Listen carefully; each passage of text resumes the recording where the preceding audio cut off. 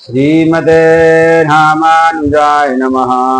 श्रीशैलेशदयापात्रं देवौत्यादिगुणाणवं यतीन्द्रपवनं वन्दे रम्येजमातरं मुनिम्। रम्येजमातृयोगीन्द्रपादरेखामयं सदा तदा यतात्मसत्तादिं रामानुजमुनिं भजे। लक्ष्मीनाथसमारम्भं नाथयामुनमध्यमाम् अस्मदाचार्यपर्यन्तां वन्दे गुरुपरम्पराम्। श्रीमच्छठार्यतिराजकृपावलम्बं सौम्योपयेन्द्रिगगनादिमणिन्नभक्तं वेदान्तयुगमभिषदीकरणप्रवीणं रामानुजं यतिवरं गुरुमाश्रयामः। श्रीमद्काश्यपवंशमद्य गगने श्रीचन्द्रपदभाषितम् श्रीमद्वेङ्कटनाथसेवनरतं बाणाचलोपासकम् श्रीमदशोधनार्यकृपया सम्प्राप्य मन्त्रादिकम् वन्देऽहं बुधवार्यमाधवगुरोः पादारविन्दं सदा। श्रीमद् जगद्गुरु रामानुजाचार्य कृत श्री भाष्यम में हिंदी में हम लोग सत्संग करते आए हैं। आज भी सत्संग के बैठ गए हैं। सभी ब्रह्म विद्याओं में सगुण ब्रह्म को ही उपास्य तथा ब्रह्म सारूप्यता को मोक्ष बदलाया गया है। विद्याओं की समान प्रणाली का आनंद दया प्रदानस्य विकल्पो विशिष्ट फलत्वात् सूत्रों में सूत्रकार प्रतिपादन करते हैं। वाक्यकार भी सगुण की उपास्यता तथा विद्याओं की समानता का प्रतिपादन युक्तम तद्गुण कोपासनात् कहकर कहते हैं। यद्यपि सच्चितः इत्यादि में भाष्यकार भी उक्त तथ्य की ही पुष्टि करते हैं। ब्रह्म व्यक्ता ब्रह्म ही होता है। नाम रूप से विमुक्त परात्पर दिव्य पुरुष की प्राप्त करता है। निरंजन की समता प्राप्त करता है। परमात्मा की ज्योति से संपन्न अपने वास्तविक स्वरूप से निष्पन्न होता है इत्यादि श्रुतियां भी प्राकृत लौकिक नाम रूप के लोप तथा नाम रूप जन्य भेद दृष्टि के लुप्त हो जाने पर जो एकाकार ज्ञान होता है, इतने अंश मात्र में ही जीवात्मा परमात्मा की एकता का प्रतिपादन करती है। एक ही प्रकार की वस्तु में जो एकता का व्यवहार होता है वह मुख्यतः फर्क ही होता है। जैसे कि यह वही गौ है। विष्णु पुराण में भी जैसे परब्रह्म ही जीव के लिए एकमात्र प्राप्य है, विज्ञान ही एकमात्र प्राप्ति का उपाय है, तथा समस्त भावनाओं से रहित आत्मा भी उसी प्रकार प्रापणीय है। परब्रह्म के ध्यान से जीवात्मा परब्रह्म के समान समस्त भावनाओं से शून्य हो जाता है। भावनाएं तीन प्रकार की है। कर्म भावना, शुभाशुभ संस्कार, ब्रह्म भावना तथा कर्म ब्रह्म उभय भावना। इन तीनों प्रकार की भावनाओं से रहित होना ही अभिधेय है। ऐसी स्थिति की प्राप्ति को बदलाकर क्षेत्रज्ञ जीवात्मा करणी उपासक तथा उपासना करण उपास है। इसके द्वारा मुक्ति कार्य का संपादन कर कृतकृत्य होना चाहिए। इस वाक्य में परब्रह्म ध्यान रूप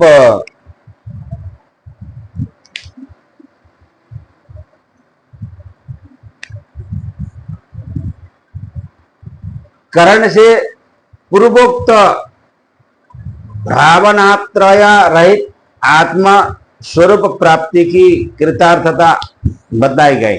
सिद्ध कृपा सिद्ध किया गया है कि जब तक फल सिद्धि न हो जाए तब तक अनुष्ठान अवश्य करना चाहिए।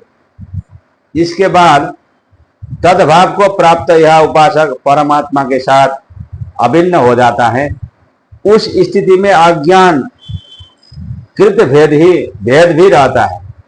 इस वाक्य में मुक्तात्मा का स्वरूप बताया गया है। तद्भाव का तात्पर्य है ब्रह्म का भाव अर्थात स्वभाव। तद्भाव का तात्पर्य स्वरूपैक्य नहीं है। तद्भाव भावमापन्न। इस वाक्य में द्वितीय भाव शब्द का उक्त प्रकार का अन्वय नहीं करेंगे तो पूर्वोक्त अर्थ से विरुद्ध होगा। ब्रह्म की जैसी समस्त भावना रहित स्थिति रहती है वैसे ही मोक्षावस्था में जीवात्मा की भी हो जाती है।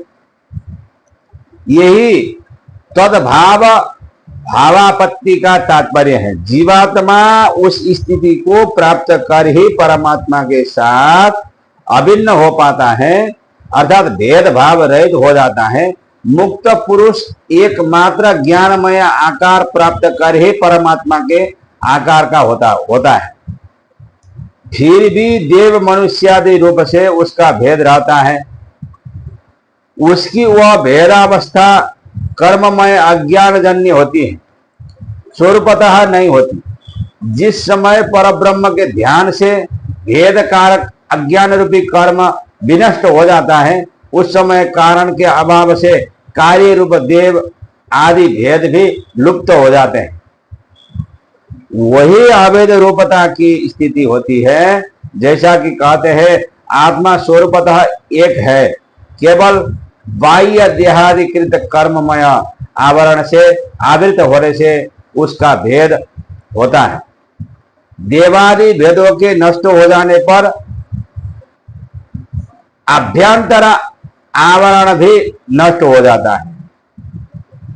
उक्त तथ्य का ही विवेचन करते हुए कहते हैं विभेदजनक अज्ञान के एकदम नष्ट हो जाने पर आत्मा ब्रह्म के असत भेद को कौन कर सकेगा।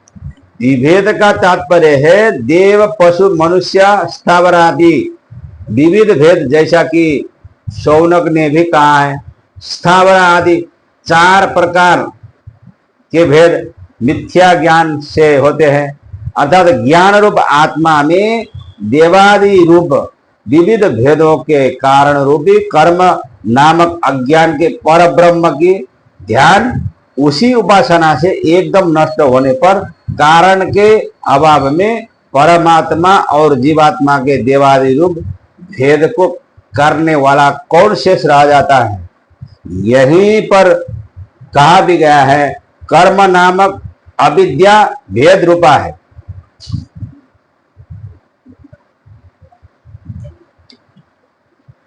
क्षेत्रज्ञ भी मुझे ही जानो।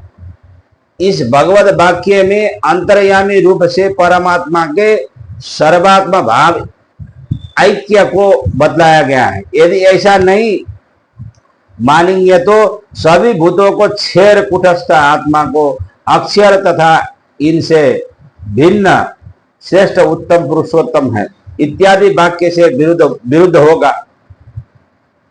अंतर्यामी रूप से सभी के आत्मता को गीता में स्वयं भगवान ने स्वीकारा है। अर्जुन समस्त प्राणियों के अंतःकरण में ईश्वर विराजमान है। ईश्वर सर्वभूतानां हृदय से अर्जुन तिष्ठति। सभी के अंतःकरणों में मैं प्रविष्ट हूं इत्यादि गुणा के समस्त प्राणियों के अंतःकरण में स्थित मैं आत्मा हूं इत्यादि में भी वही बात कही गई है। भूत शब्द आत्मा के देह तक सभी का द्योतक है।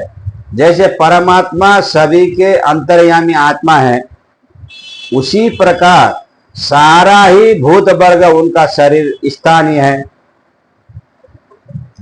इसीलिए समस्त भूतों से उनकी पृथकता का निषेध किया गया है। जगत में ऐसी कोई वस्तु नहीं है जिसे परमात्मा से भिन्न कहा जा सके। यह भगवत विभूति के उपसंहार का वाक्य है, अतः इसे ही प्रकरण का तात्पर्य मानना चाहिए। इस पर ही कहा गया कि जो जो विभूतिमान तथा अलौकिक प्रभा संपन्न है उन्हें मेरे तेजांश से ही प्रकट समझो। एक अंश से मैं ही सारे जगत में व्याप्त हूं इत्यादि से ज्ञात होता है कि शास्त्रों में निर्विशेष वस्तु का प्रतिपादन नहीं है और न समस्त जागतिक विषयों के मिथ्यात्व का प्रतिपादन है। जड़ चेतन ईश्वरीय विभूतियों के स्वरूप भेद का भी निषेध नहीं है। बाद इस पर भी यह कहते हैं कि निर्विशेष स्वयं प्रकाश ईश्वर ही एकमात्र शासन करता है तथा समस्त जगत उनका शास्य है। ऐसा मानना दोष परिकल्पित है। स्वरूप को ढकने वाली विविध विचित्र विक्षेपों को करने वाली सद असद कुछ भी न कह सकने योग्य अनादि अविद्या ही दोष है। अन्यतेन ही प्रत्युढ़ाः इत्यादि श्रुति के अनुसार उक्त प्रकार की अविद्या का अस्तित्व स्वीकारना पड़ेगा। अस्वीकार करने से तत्वमसि इत्यादि वाक्य से जो जीव ब्रह्म की एकता की प्रतीत होती है वह संगत न हो सकेगी। वह अविद्या सत पदार्थ भी नहीं है। उसे सत मानने से उसकी भ्रांति जनकता और ज्ञानाबाध्यता संभव नहीं होगी। अविद्या असत भी नहीं है। असत मानने से उसकी सामयिक प्रतीति और बाधा नहीं हो सकेगी। इसीलिए तत्वविदों ने इसे सद असत कोटियों से विलक्षण अविद्या कहा है। इसीलिए तुम्हारा उपर्युक्त शास्य शासन वाला कथन असंगत है।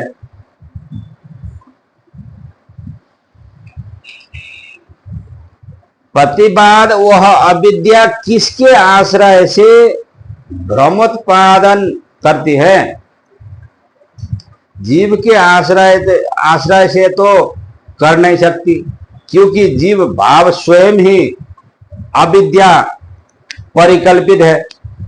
ब्रह्म के आश्रय से भी नहीं कर सकती, क्योंकि वह स्वयं प्रकाश और ज्ञान स्वरूप है, जो कि अविद्या विरोधी रूप है। वह तो ज्ञान बाध्या ही मानी गई है। परब्रह्म ज्ञान स्वरूप है। मिथ्यात्मक ज्ञान उनसे निवर्त्य है।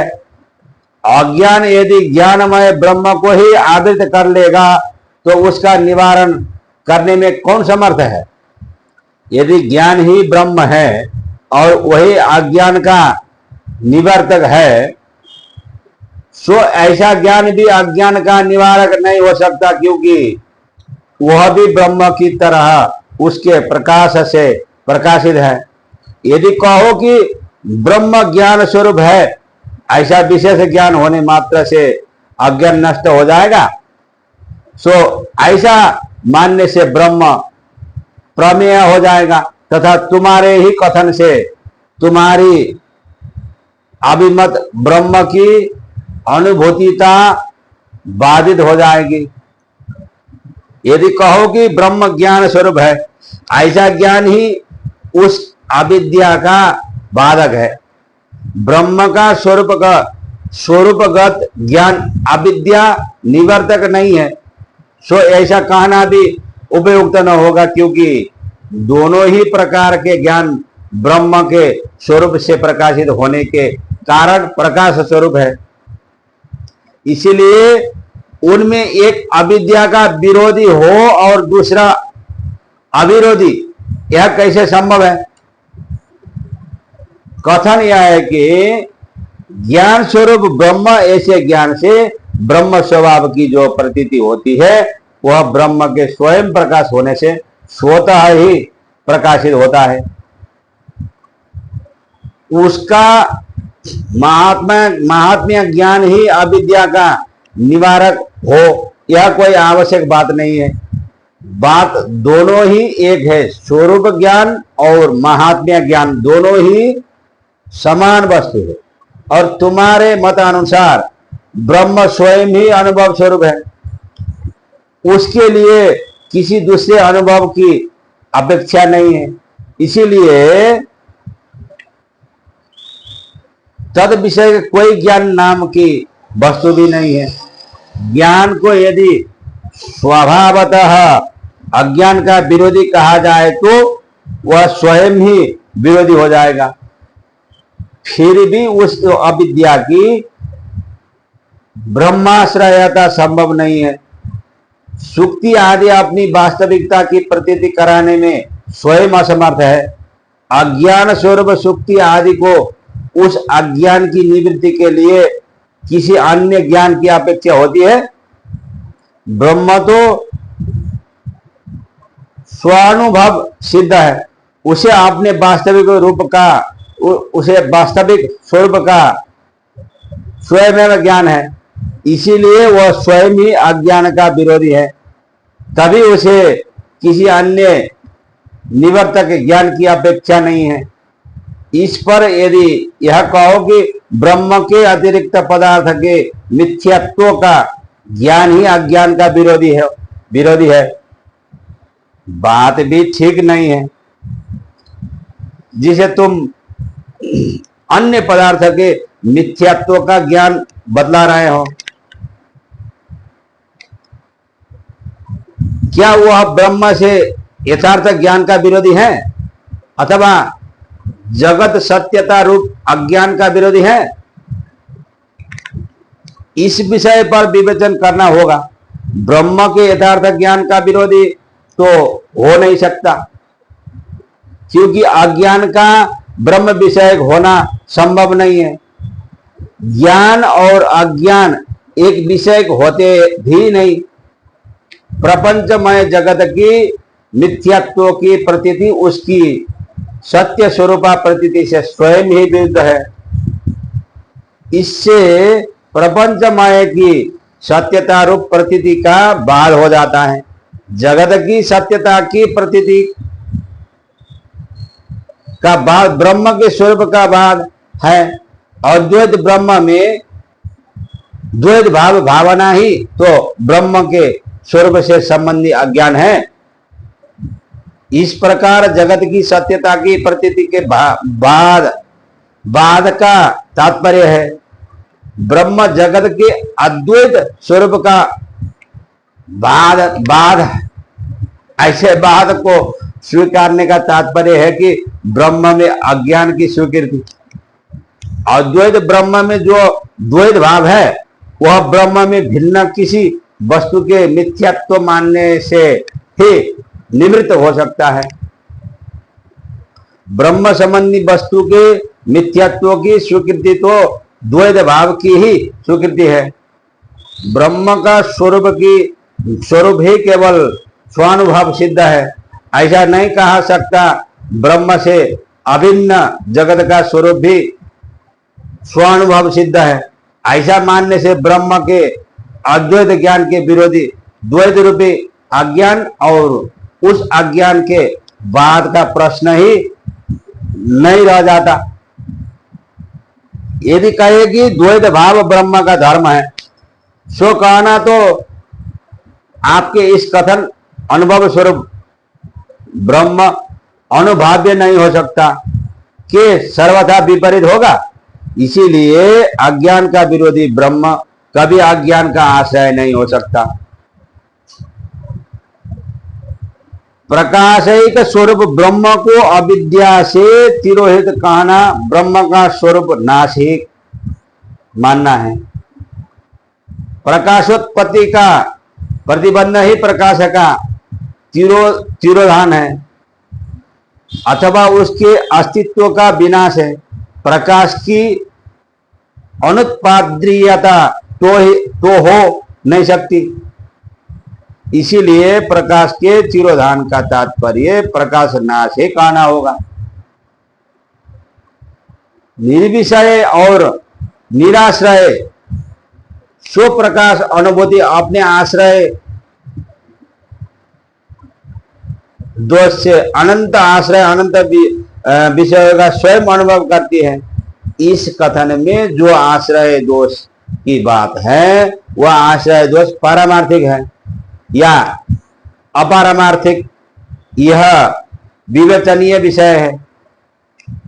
पारमार्थिक तो हो नहीं सकता क्योंकि दोष की सत्यता संभव नहीं है। अपारमार्थिक भी नहीं है क्योंकि ऐसा मानने में प्रश्न होता है कि वह दोष दृष्टा है, दृश्य है या दृश्य ज्ञान है। दृश्य तो हो नहीं सकता क्योंकि उसमें भेद की संभावना नहीं है।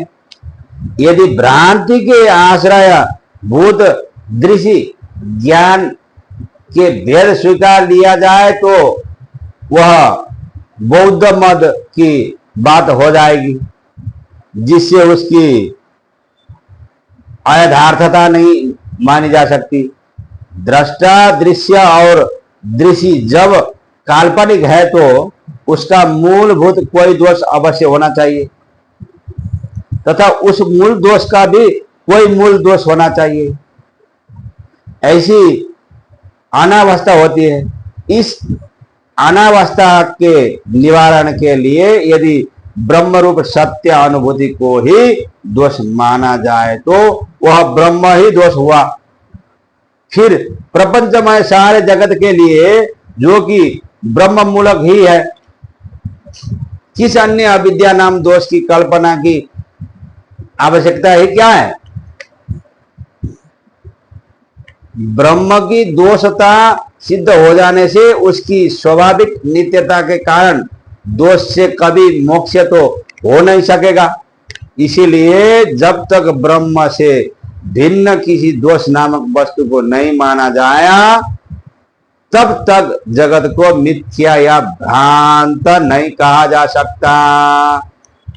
आज के लिए यहीं तक। जय श्रीमन नारायण। अस्मद गुरु जया जया परम गुरु जया जया श्री सर्व गुरु रामानुज जय जय रामानुज जय जय यतिपति जय जय श्री धरणी धारा फणिपति जय जय। जय श्रीमन नारायण।